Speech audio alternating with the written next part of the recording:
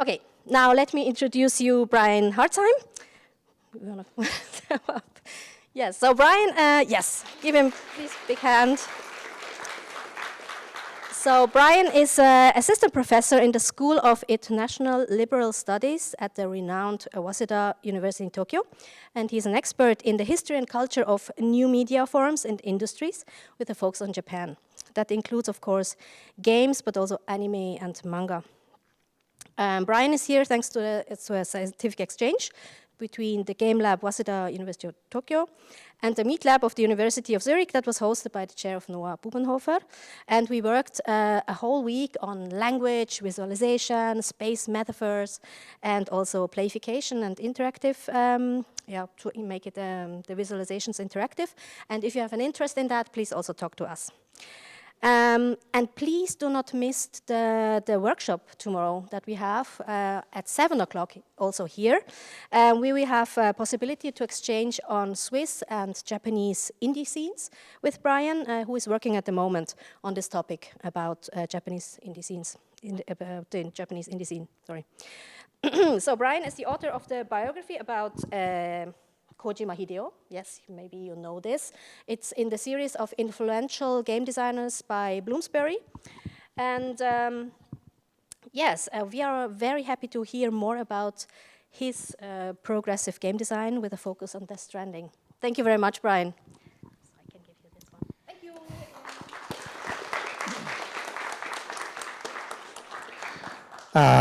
Thank you very much, Hiroko, for the very nice introduction. Thank you, Hiroko Kato and the Swiss Game Hub for inviting me here today to give this talk, and as well as thank you, Don Schmacher, for this just beautiful flyer, which I don't have an image of right now, but it's somewhere, and there's flyers and there's posters that are available. I have a lot of them.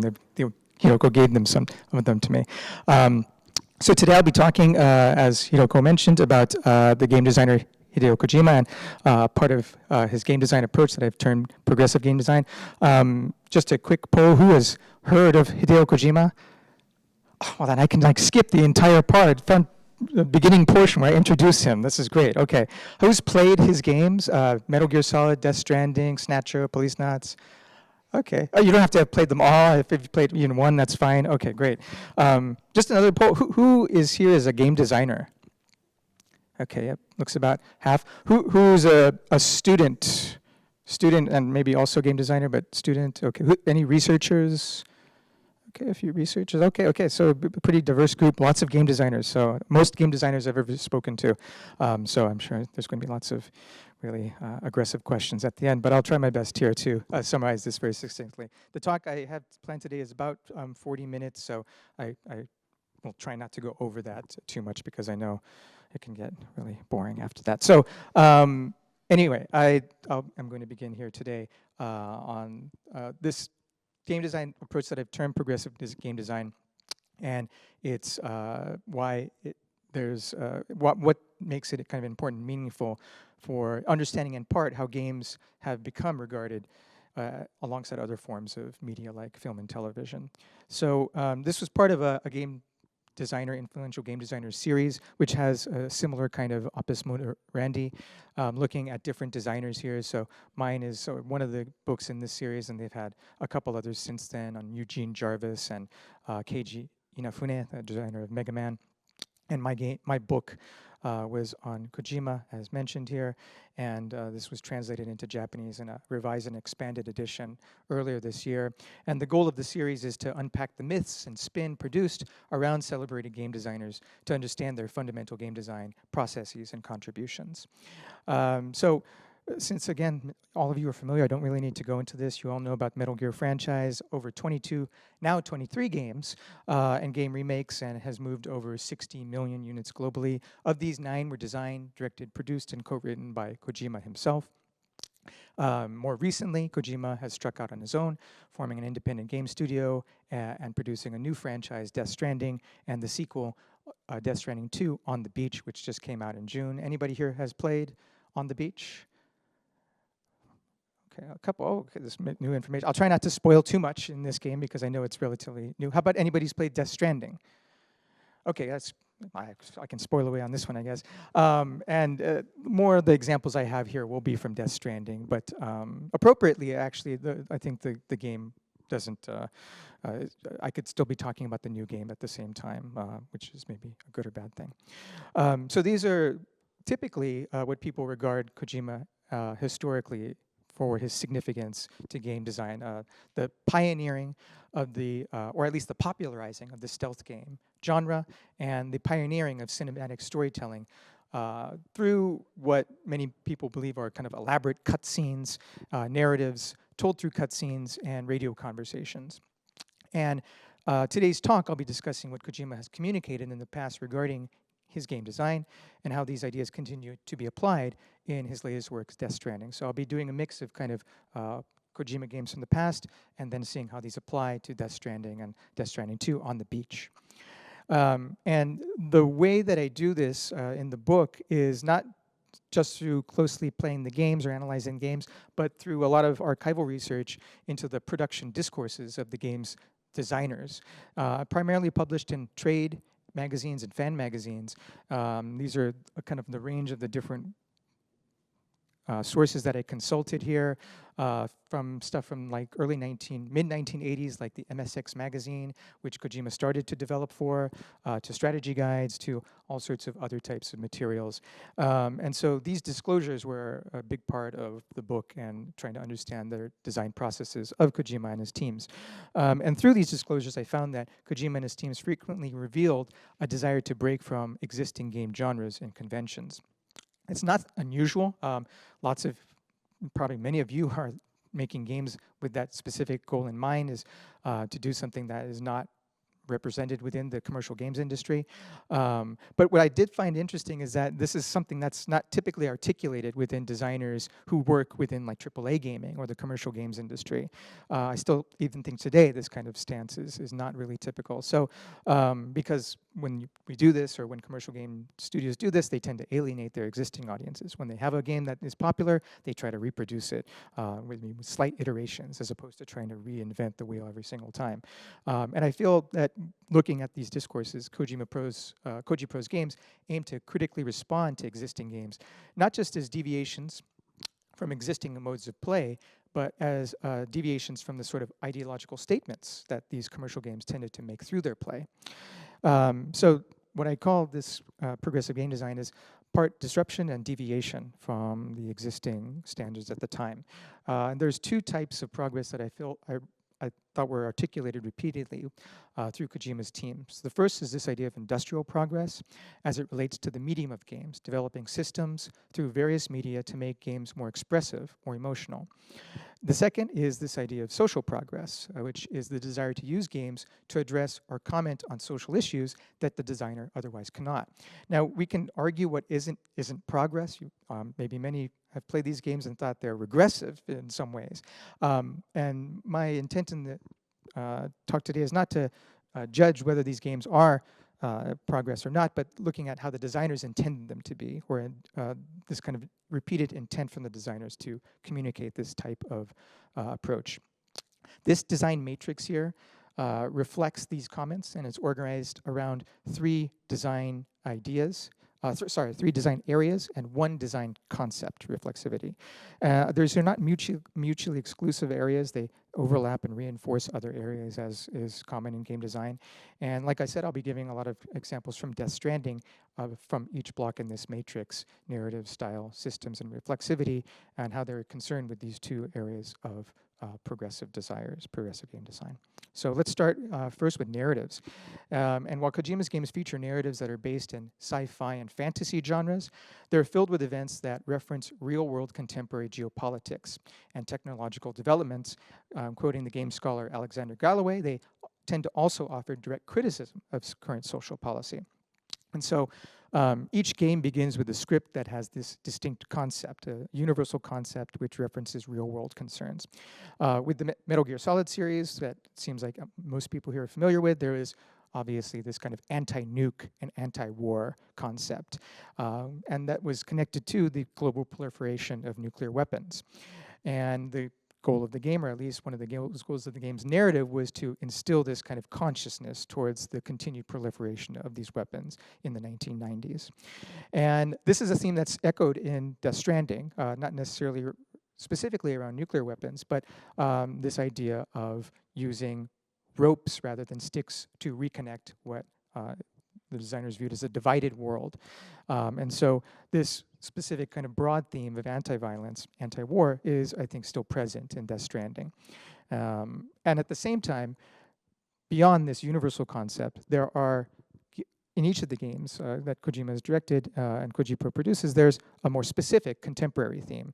And so within the Metal Gear Solid games, if we're sticking to that, if we think about the very first game, beyond the nuclear proliferation, there was a much more specific secondary theme around the bioethics of genetic manipulation. And at the time, there was this was a reflection of the contemporary concerns about the Human Genome Project. This was an international science effort that was launched in 1990 and concluded in 2003. And the goal was to map the entire DNA sequence of the human genome, which has created a lot of different wonderful scientific contributions, but at the time also had a lot of controversy for the potential ways this information could be abused and exploited by corporations or governments regarding individual privacy. And so this was something that was present in the Metal Gear Solid games through like the genome soldiers and the idea of cloning, and cloning was another part of the discourse at the time. With Death Stranding, there's also, I think, these more contemporary themes that are present. One is this idea of populism, and the game obliquely references populist movements led by strongman politicians like Trump or the Brexit movement. And Kojima addressed this in interviews. Well, these movements seem to be building walls and creating an era of extreme individualism. And so this is one aspect in the game that is referenced, not through any direct names, it's never that obvious, but through kind of discourses and language. The second area is through social media, and the game also argues, and Kojima has argued in interviews, that the real world in the game is reflected. This is mirrored in the game in the real world via the toxicity and misinformation that spreads on the internet through social media channels. In Kojima's words, some people use the anonymity that social media affords to say hurtful things to people without a second thought. So these two themes are also, I think, present within the game that I'll get into more throughout the rest of the talk. And this is a concept theme dialectic that is directing much of the narrative in Kojima's games and provides players with these guided motivations. And this is not something, again, that's new, but something that has he's been talking about this for many, many years. This desire to impart a greater meaning to players and make them reflect upon larger social issues and problems. And with Metal Gear Solid 1, Kojima really wanted games to be more than toys. He talked about this repeatedly. At the time, games were still viewed in Japan as a kind of toy, and still in some ways is as well, less of an entertainment and more a kind of toy. And he wanted games to become tools for potential social and individual change, an idea he expounds upon at length here. And I won't read the whole quote, but the final portion here, where players can hurt each other during the course of the game, I wanted to tell them such actions are ultimately wrong, and he feels that recent games at the time were not doing this. So through this quote, we can see Kojima's desire to not only include contemporary social issues, but comment on them and provide prescriptions on how to think about them. And I think games have obviously matured considerably in the last 2 decades since this quote. But I think this direct engagement with current issues and challenging players on those issues is still somewhat rare, especially within the AAA commercial game space. So how do players receive these ideas? Now, of course, there's the cutscenes, right? I think most of us think we see a Kojima game, we're getting like all these ideas told to us ham-fistedly through some character in a long 15-minute cutscene or something like that. And that's true, there are cutscenes. And the cutscenes are interesting and fun. But actually, the narrative in these games, much of this are not delivered through cutscenes, but through secondary interfaces. And if we recall the Metal Gear Solid games, right, you had the codec device, this radio communications device that's quite interactive. You can pull it up by pressing a button at any point during the game, and a separate interface will come up with these codes that you can use to contact and talk to people during the course of the game. So during this action game, right, you can pause and bring up this interface and kind of just talk to people more like an adventure game. And I think the codec is a very kind of severely under-discussed aspect of Kojima's games, because it's here through we access parts of the game through dialogues that would not be revealed in cutscenes and in other parts of the game at all. It's a kind of an example of embedded narrative, where players need to unearth the narrative through their own curiosity and play. And so at certain points of the game, by bringing up the codec and contacting certain characters or individuals, you'll be given information that you won't be given at any other point of the game. So it's a very interactive device. And this is not something that originated actually with Metal Gear Solid. It's a practice that Kojima had in his adventure games like Snatcher. Anybody played Snatcher? Oh, good, new information then. So this was a game developed in the 1980s, and here the player is presented with 4 different options, right? This is in Japanese, so this is look, investigate, talk, and listen.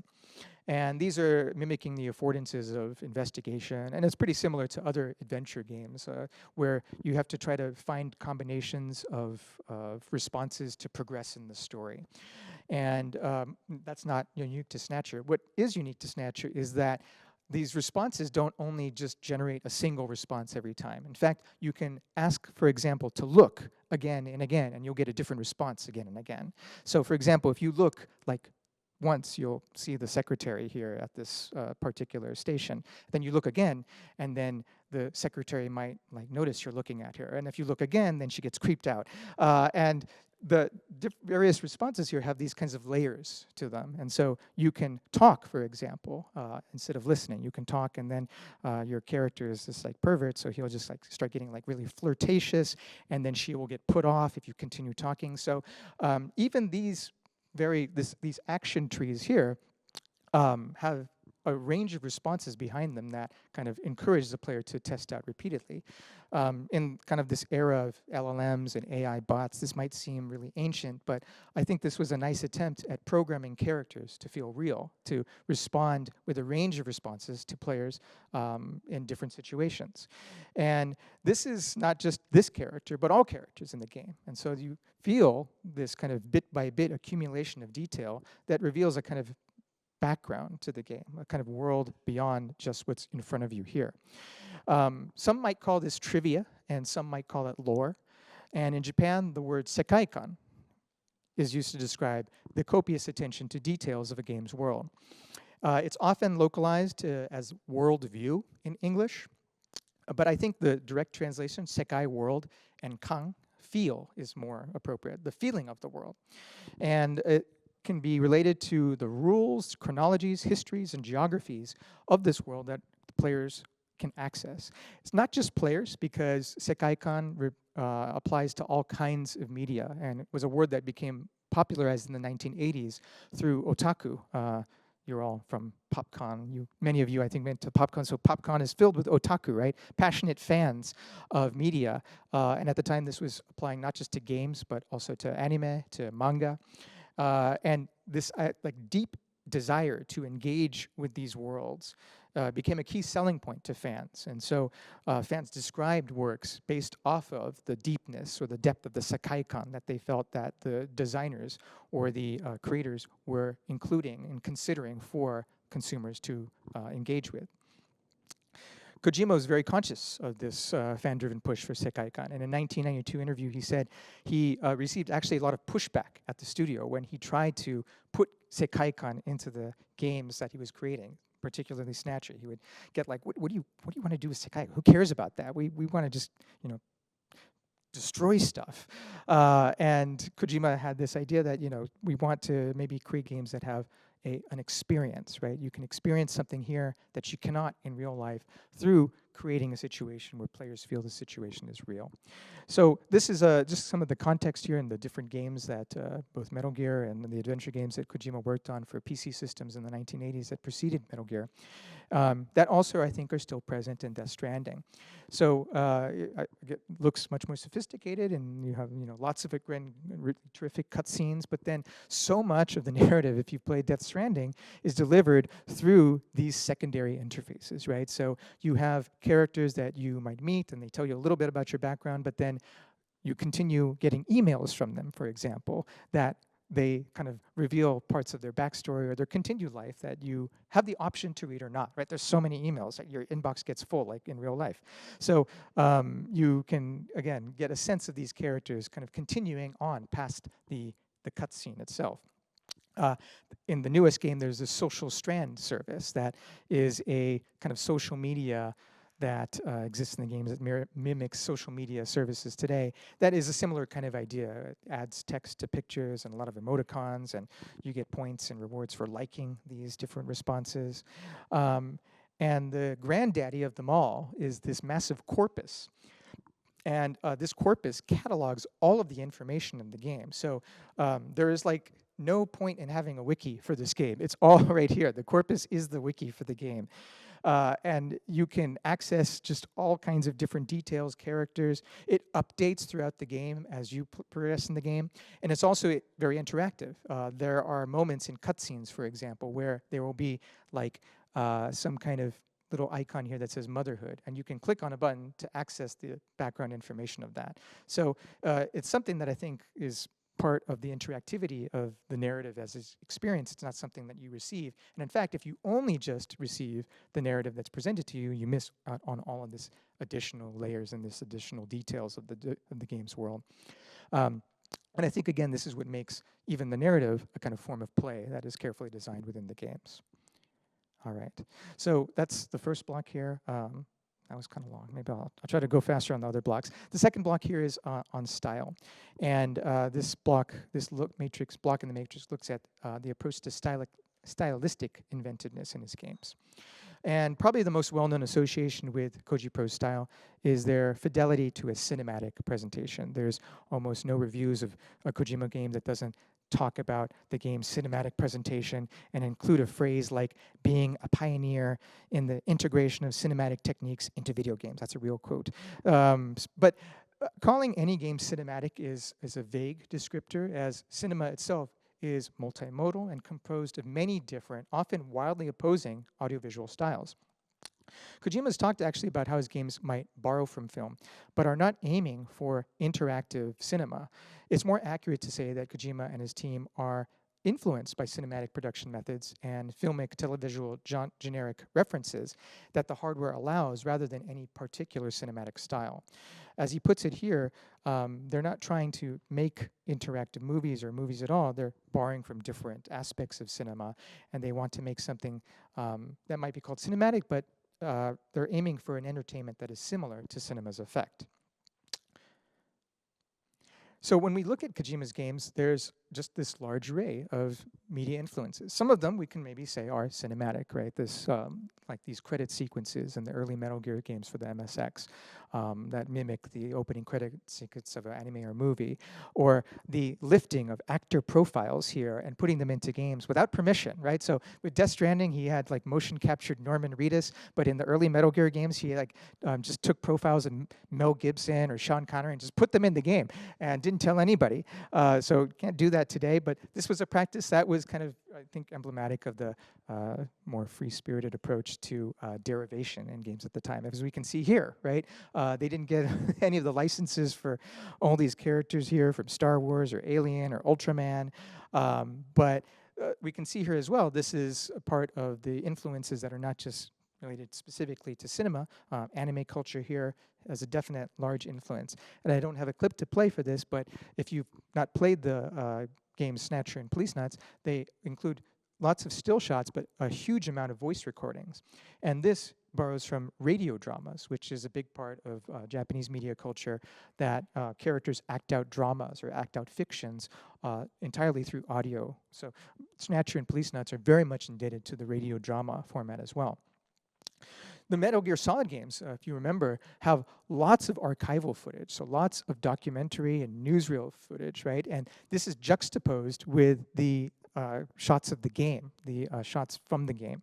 So you get this sense like you're playing the game, and then you get access to this secret history, this clandestine information network that's being underreported by mass media or the government. And so these, again, mixed media aesthetics here are different types of audiovisual references are incorporated into the game from different effects. This is what might be called a kind of stylistic remediation. Remediation is the taking of one medium and representing it in another, and stylistic remediation is the taking of formal or stylistic attributes from one medium and then putting it into another. And so with the Metal Gear Solid series, there was stylistic remediation of Hong Kong action films and Hollywood blockbuster cinema into the games themselves and their cutscenes with their elaborate effects and stunt work and rapid montage. At the time, some of this was because of the technological limitations of the hardware, right? Rapid montage allows you not to have to focus on character images as much, and you can not have to deal with the limitations of like maybe facial acting, for example. But now with games that can motion capture actors, there's much more of an emphasis on the long take. We see this in all kinds of game production today. And a lot of long take cinema has been associated with art cinema, actually, historically.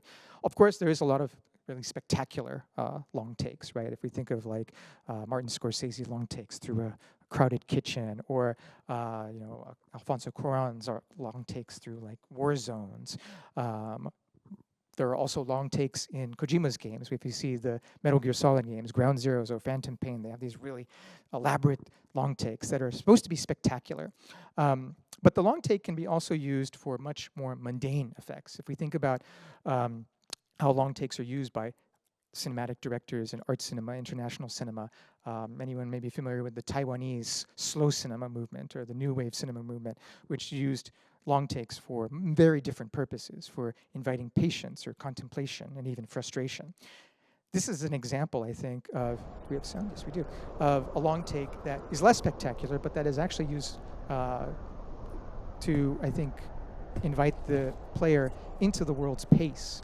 Adjust the world, get player to the game's pace and the story's world. So this is all one shot here, and we can see it in this deep focus shot where we get the vehicle here coming from the background into the foreground, so we can kind of sense the scale, the emptiness, the vastness of the landscape.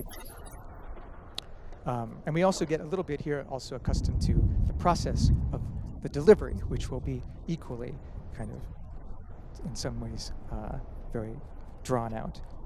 I guess we're not getting the sound on this, which is not a big deal for most of it, but it would be nice to get maybe some later. Okay, in any case, let's see, there's no sound on this one. Ah, here we go, great, okay.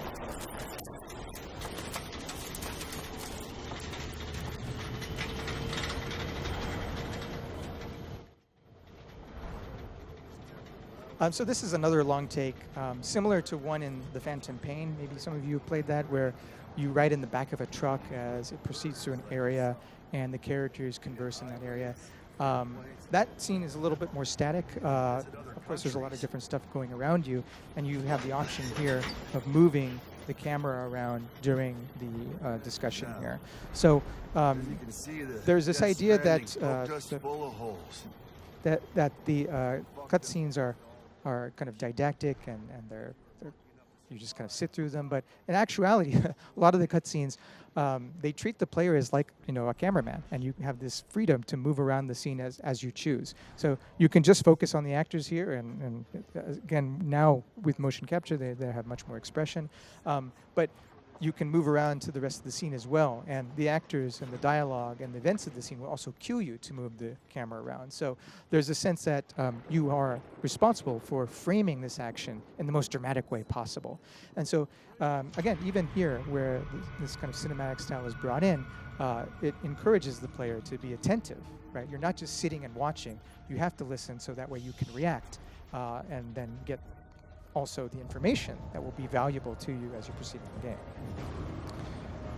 So we're not just passively watching cutscenes in Kojima's games.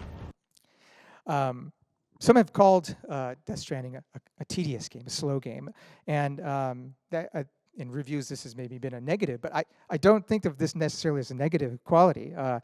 If we think of Kojima's games, previous stealth and detective games, right? They rewarded patience in the face of the action-oriented games industry. Death Stranding is just an extension of this, right? It embeds reflection into the very visual fabric of the gameplay. So you have to make these deliveries off these vast landscapes, right? Some of them take like 45 minutes, especially early in the game. And this camera just follows your character as you go through these places, these terrains.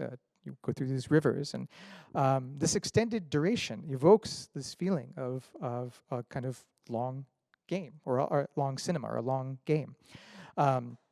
Many players become frustrated at this, and the reviews for the first game, there were many negative reviews about how long it takes and how tedious this expression is. But by doing this, I think you also become to appreciate the quiet and the respite, and in the sublime moments where these vistas open up, or this kind of soothing music comes in to reflect a sense of calm.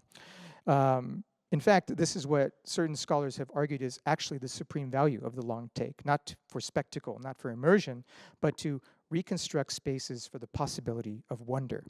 And so I think the slow game of Death Stranding here is a love letter to the long take, forcing players to reckon with and their own emotions and stumble upon discoveries in the process. All right, the next leg here is on the systems, and this is probably, I think, the most important aspect of Kojima's game design, and how these narratives and worlds within the game designs complement the themes of the game's systems, or the systems complement the narratives. In the Metal Gear Solid series, the narrative's anti-war, anti-violence themes are reinforced by gameplay that encourages players to avoid killing other enemy soldiers. And with Death Stranding, the narrative's themes of making connections and building bridges is similarly reinforced by gameplay that encourages players to connect the various nodes of the United States of America.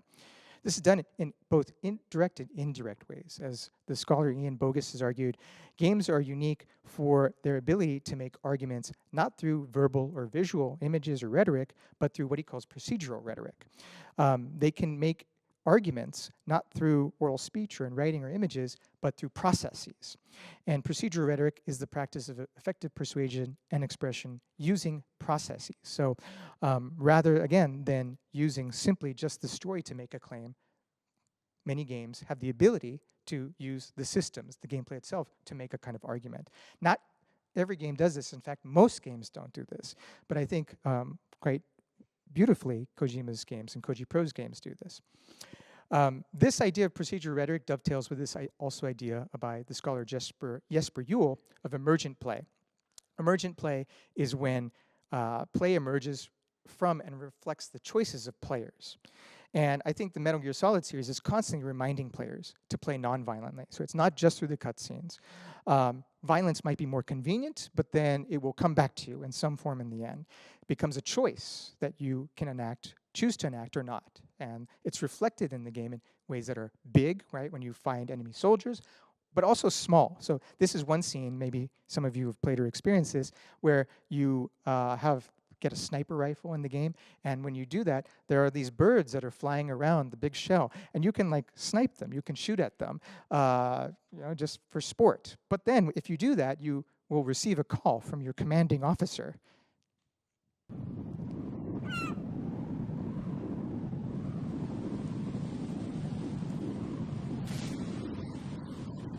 Oh no, there's no voice. How do you know that? I love you. I love you. I've never heard this before. Don't even say it. That is bizarre. So it should have had the voices of the characters, but again, they're like saying, don't do that anymore. Wow, that was weird. That was. Whew. That's okay. So if you do this, right, the characters tell you you're a monster and that you don't deserve to. You should change your ways. You can ignore them. You can continue just shooting birds. And if you do this, it will be recognized not just through added calls, but the characters themselves will start responding to you in different ways. So this character is a support character who you call if you want to save the game. But if you start shooting too many birds, you don't have the option anymore to save the game. So you are now punished for being this bloodthirsty animal abuser, and you can no longer now save the game. You have to go through the rest of the game unable to save. Again, like if you apologize, I think you can then save again. But if you do it again, then you're just unforgiven. You're just irredeemable at that point.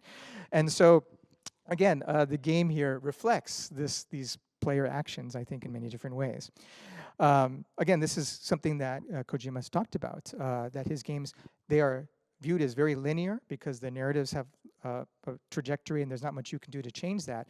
But there's a lot of different ways from getting from point A to point B.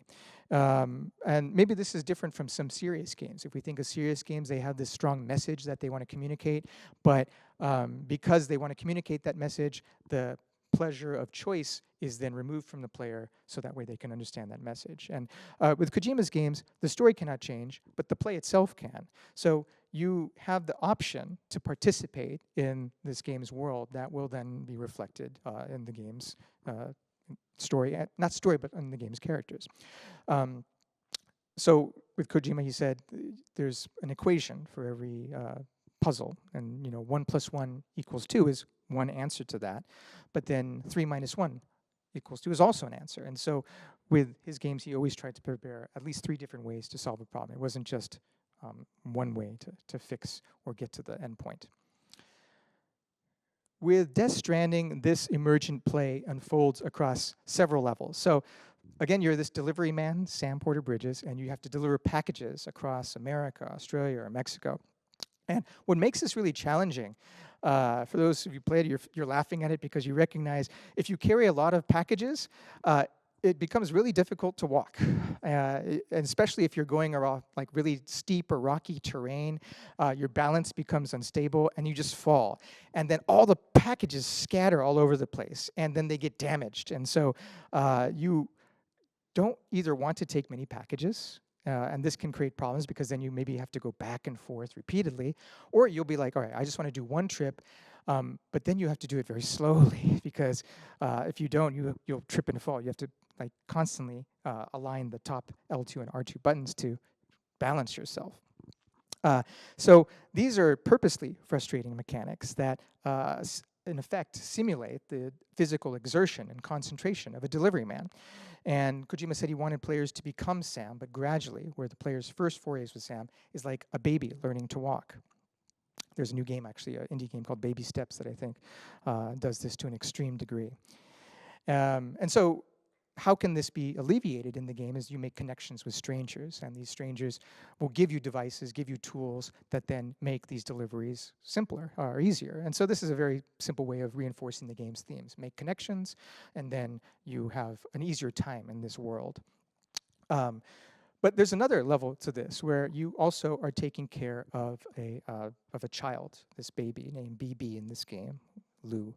And this baby assists you in the game because there are these spectral beings in the world that you cannot detect without this baby alerting you to their presence through this special device. The issue is when you encounter some kind of stressful situation, it might be a group of soldiers, it might be these spectral ghosts, the baby will get stressed and might start crying. And now there's a way to stop the baby from crying. You can pull out a special interface here that shows the baby, and then you kind of slowly can rock the controller up and down and make it not cry, make her not cry anymore. What makes this, I think, really fun is that the cries emanate from the controller. And so it's like if you're playing it like on your stomach, like I am, then it's like you have this baby attached to you, much like the player. So it's a very, very embodied form of, and it's hard to ignore because it's right there. So if it's like from the TV, you can, whatever. But if it's right there constantly crying, it's like an alert phase in Metal Gear Solid, right? It's really uncomfortable and you want to get out of it as quick as possible. So you'll either constantly be pulling up this interface to soothe the baby, which is really difficult if there's all these people shooting at you, or you can just avoid the situation entirely, right? And so with Death Stranding, one of the criticisms was there's not enough action. And part of that is because I think players just kind of instinctively try to avoid these really dangerous scenarios because they don't want to stress out their baby. And this is like, a very much a real thing that people do, right? When they have babies, they get stressed out. Not stressed out, I mean, yes, they get stressed out too. So actually, there's a funny story about this. I was playing the newest game, Death Stranding 2, and I have a 3-month-old newborn, and he started crying, and at the same time, my BB on the game started crying. I'm not joking. They were crying at the same time. So I had a choice which one I should I should attend to first, and I actually attended to the game baby first. I was a terrible parent. Because I thought that one can wait. He can wait. The game baby might punish me for not. Anyway, I only did it once, and I realized I was a bad father after that. But I think this kind of attention is unique as well to particularly action games, right? If we think about these parent-child relationships in games, maybe some of the most famous ones like The Last of Us, right, or God of War. Some people call them dadified games, where you have these masculine protagonists and you're designated to protect these child avatars. And these child avatars will grow throughout the game, and it's often represented through they become really proficient and capable at killing other enemies, so you don't have to. And these kind of echo the violence-motivated narratives in gameplay as well, so it's not inconsistent. But with BB, you are more likely to adjust your behavior to avoid conflict entirely. And I found that was quite interesting.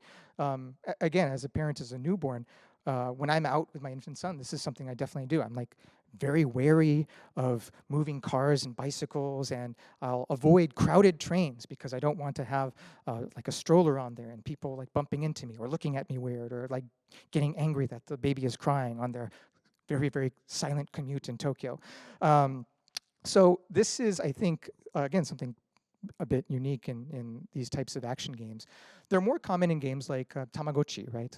Nurturing games that are marketed towards non-masculine players, non kind of AAA studio games. And like Kojima used Solid Snake to subvert the image of the traditional action hero, I think Sam here subverts the masculine dad figure in these very violent games. So I think the game, by extension, asks us, right, who is the real hero, the violent killer or the protective parent? Consequently, I played the newest game here, and in large portions of the game, you are removed from handling your baby character, right? You do travel without her. And it really does affect how you play the game. So as soon as the character was going to stay at home for one of the missions, I like unconsciously just ran in and like slaughtered this entire base of. They weren't doing anything. They just had like one thing that I needed. I could have just gone and taken that. I was like, no, I'm going to take care of them all. And the game really does, I think, is conscious of this. And so there's many, many more weapons for you to use, and it becomes much more of a conscious resistance to not use violence to get from point A to point B. Because again, the consequences are removed for that. So that's, again, I think an interesting new development with Death Stranding 2. We get to now the last block here of reflexivity, and I'll try to move quickly through this. I'm sure you're all tired and wanting to go for dinner, but this is an area that is less a design area and more of a concept, but I thought it figured so prominently into Koji Pro's games and what they talked about that I believed it was essential to include it for its own category in progressive game design. Koji Pro's games are known for breaking what many call the fourth wall, this invisible wall that separates the spectator from the fiction that occurs on the screen or the space of the stage. And whether it's telling the player to turn up the volume on the TV or acknowledging repeated failed attempts in character dialogue, to telling players to turn off the system, to openly acknowledging past games, sequels within the course of the games. Kojima's games delight in telling the player that you are playing a game. And this also extends to the ways that developers incorporate the game's hardware into the games, right? So, for example, this early command or mission in Snatcher, where you're told to search the house, where there is a house in the game and you search it and you don't find anything. And the answer is, in fact, when you press the home key on the PC-88 that it was developed for. And so this is, again, something that takes the hardware into the game. This is something that we see in other games where you're told to look in the instruction manual for codes, or in the most famous example where you fight Psychomantis, the psychic boss, the psychic enemy who can read your mind. And he can read your mind because you can't land any attacks. All the attacks just miss because he knows you're going to shoot you. And he can even supposedly control your video input, because as soon as you start the fight, it just switches into this like, so if you remember the video where it says like VIDEO input, it switches to that. And in Japanese, it works even better because there's almost like no difference between video and Hideo. And so this is like a signature moment. I think in the English version, it says Hideo, so you know right away. But in this one, it's like, there's only like these little 2 dots that separate Hideo and video.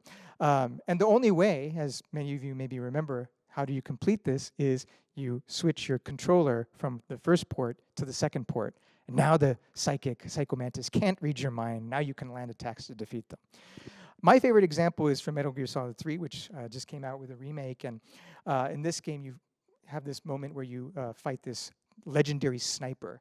And it's in a jungle. It's this really dense jungle. And it can take a very long time because it's really hard to find him and then inflict just a tiny bit amount of damage. And then he runs away again. It could take hours, really, to fight this enemy. And maybe you take many days to fight this enemy and you can't beat them. And maybe you take over a week. Well, if you do that, then he's just going to die of old age, because in the game, the clock gives you 1 week to fight him until he passes away from old age. And players realize this, and so they just thought, okay, I'll just set the clock ahead 1 week, and then he just dies right away. So this is, again, another way that the hardware itself figures into the design, I think in ways that very, very few games still do today. Now, you might think, okay, this kind of moment is just breaking the immersive spell, right? Like games, I'm trying to forget about everything, just become immersed. But Kojima's games, Koji Pro's games, I think, and maybe broadly Konami, the studio that Kojima started at, don't design games in this way. One reason for this, I think, is that Konami is a Kansai-based studio. Kansai is in Osaka, and Osaka is renowned for its comedians they produce. And it's not just the comedians professionally, like the average person is always like making jokes in an annoying way, I think, because they're like, if you tell a story, they'll always be like, well, what's the punchline? That wasn't funny at all. And so they're kind of conditioned to make jokes and tell stories that lead to humor. And I think this kind of ethos is very much present in Konami, which then extends also to Kojima and Koji Pro. And the idea here is that you just never forget you're playing a game, right? The design reflects this understanding.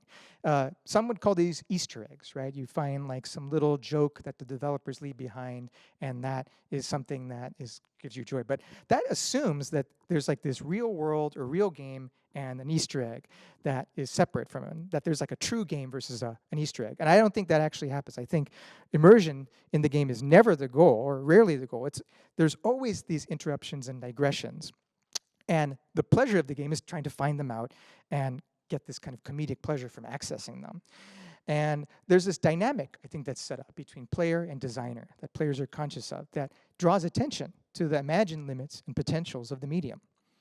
And, you know, in Death Stranding, we have Sam's room, right? There's like this space where you can go in. It's like this respite from delivering packages.